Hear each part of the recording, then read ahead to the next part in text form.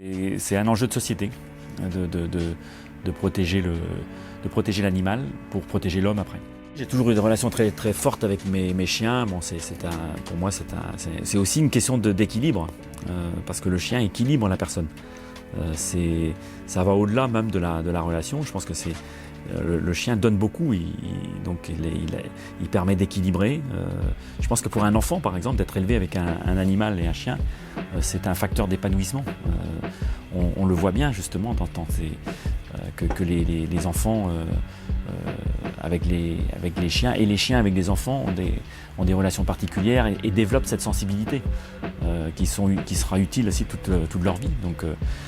Donc j'ai eu des relations toujours très fortes avec mes chiens, et donc j'ai notamment avec un Saint-Bernard que j'ai eu il y a 6 ans, qui malheureusement a développé un cancer il y a maintenant 8 mois. Et l'accompagnement pendant la maladie a été terrible. C'était très terrible à vivre, et quand j'ai su que l'origine du cancer était en fait due à une consanguinité probable, pour les chiens, ça me révolte. Ça me révolte que pour des raisons justement d'intérêt, de commercial, on arrive à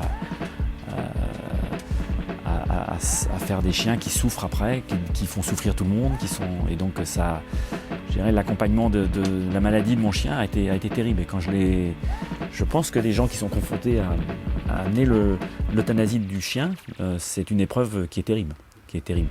Et donc quand on l'a connu, ça fait réfléchir. Et donc pour ça que la cause de protection protection des chiens au travers donc de l'association Canis Etica, ça m'a fortement sensibilisé évidemment, puisque on est complètement dans cette défense. L'élevage des chiens, beaucoup à dire, et surtout très peu de choses au final qu'on sait à ce sujet-là. Il y a beaucoup de souffrances, des souffrances silencieuses dont personne ne parle, mais qui sont là, qui existent, et vous avez le pouvoir de modifier cela. Une signature, ça prend peut-être 2 minutes de signer une pétition, mais cette signature-là peut faire évoluer les choses.